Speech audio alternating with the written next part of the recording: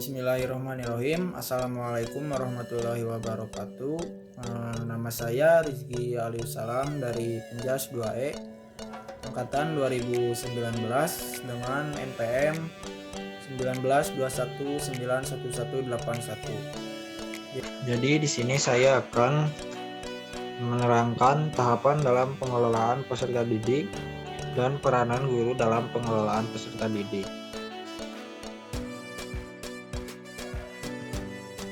Sebelum ke materi inti, kita harus tahu dulu apa itu yang dimaksud pengelolaan pendidikan. Jadi di sini pengelolaan pendidikan merupakan serangkaian kegiatan merencanakan, mengorganisasikan, memotivasi, mengendalikan dan mengembangkan segala upaya di dalam mengatur dan mendayagunakan sumber daya manusia, sarana dan prasarana untuk mencapai tujuan pendidikan. Yang pertama ada tahapan dalam pengelolaan peserta didik. Tahapan dalam pengelolaan peserta didik diantaranya adalah analisis kebutuhan peserta didik. Jadi yang dimaksud analisis kebutuhan peserta didik adalah melakukan analisis kebutuhan, yaitu penetapan siswa yang dibutuhkan oleh lembaga pendidikan sekolah. Yang kedua ada rekrutmen peserta didik. Rekrutmen peserta didik merupakan proses pencarian untuk menentukan dan menarik pelamar yang mampu untuk menjadi peserta didik di lembaga pendidikan atau di sekolah yang bersangkutan. Yang ketiga ada seleksi peserta didik.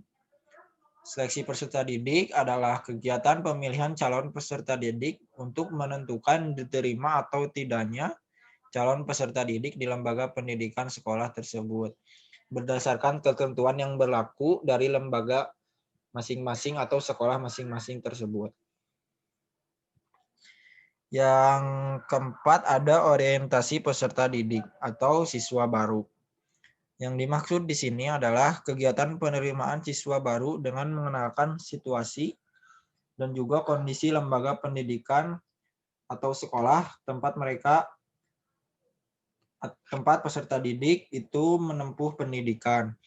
Seperti contohnya jika dalam masa SMA ada MOS, di dalam perkuliahan ada masa orientasi mahasiswa baru atau yang sering kita kenal OMBUS. Dan yang kelima ada penempatan peserta didik atau pembagian kelas. Jadi sebelum peserta didik yang diterima pada sebuah lembaga sekolah mengikuti proses pembelajaran, peserta didik terlebih dahulu perlu ditempatkan dan dikelompokkan dalam kelompok belajarnya. Pengelompokan peserta didik yang dilaksanakan pada sekolah-sekolah sebagian besar didasarkan kepada sistem kelas. Jadi misalkan kalau di lembaga-lembaga sekolah atau lembaga-lembaga pendidikan ada yang namanya kelas. Itu untuk menempatkan peserta didik dalam proses pembelajaran. Yang keenam ada pembinaan dan pengembangan peserta didik. Jadi setelah tadi dalam analisis kebutuhan peserta didik sampai pembagian kelas, di sini tahapan selanjutnya adalah pembinaan dan pengembangan. Ini ditujukan dalam manajemen peserta didik untuk melakukan pembinaan dan pengembangan peserta didik. Jadi bagaimana kita melakukan tahapan-tahapan pengembangan dan pembinaan agar peserta didik mampu dan bisa belajar di institusi atau lembaga pendidikan yang ditempuhnya. Yang ketujuh ada pencatatan dan pelaporan. Pencatatan dan pelaporan tentang peserta didik di sebuah lembaga pendidikan sangat diperlukan. Kenapa sangat diperlukan? Karena ini bisa juga sebagai bahan evaluasi antara pengajar, lembaga pendidikan, maupun yang belajar atau peserta didiknya. Dan juga ini bisa menjadi sebagai catatan jika nanti kita ada keperluan kepada lembaga atau sekolah tersebut jika kita sudah lulus atau menjadi alumni di lembaga sekolah tersebut. Dan yang terakhir ada kelulusan dan alumni. Proses kelulusan adalah kegiatan paling akhir dari manajemen peserta didik. Kelulusan adalah pernyataan dari lembaga pendidikan sekolah tentang telah diselesaikannya program pendidikan yang harus diikuti oleh peserta didik. Dan alumni tersebut yaitu peserta didik yang sudah lulus di sekolah tersebut. Yang kedua ada peranan guru dalam pengelolaan peserta didik. Guru merupakan sumber daya manusia yang potensial bagi pengembangan kreativitas peserta didik dalam berbagai aspek.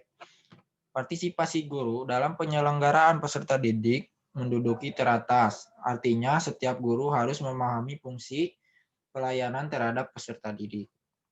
Yang pertama ada kehadiran peserta didik dan juga masalah-masalahnya.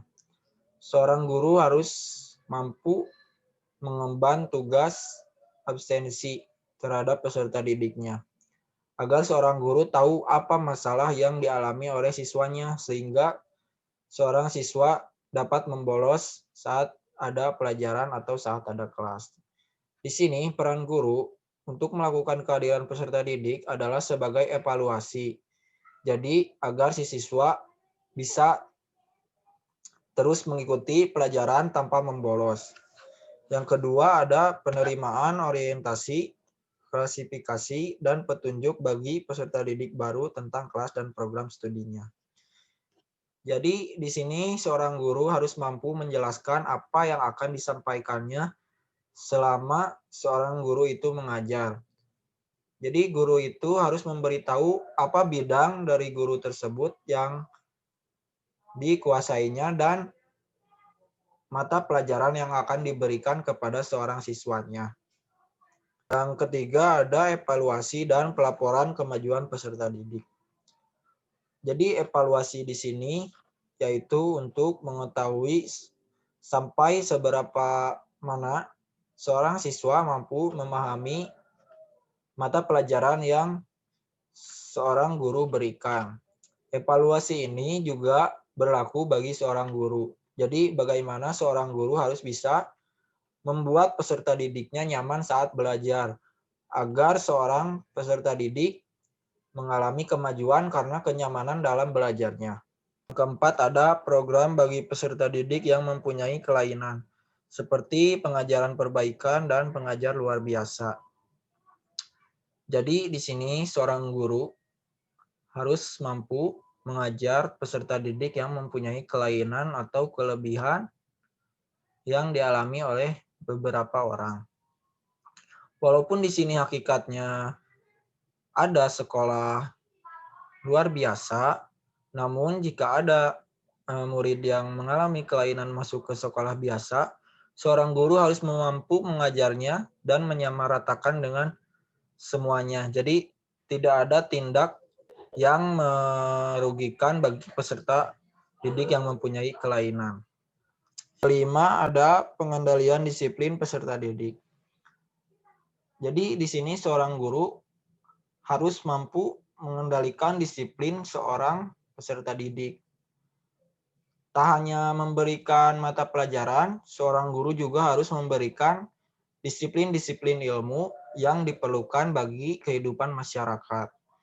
Jadi agar peserta didik tersebut mempunyai kepintaran yang tidak menjadi masalah. Jadi maksudnya menjadi masalah di sini, pintarnya bermanfaat karena dibarengi dengan disiplin.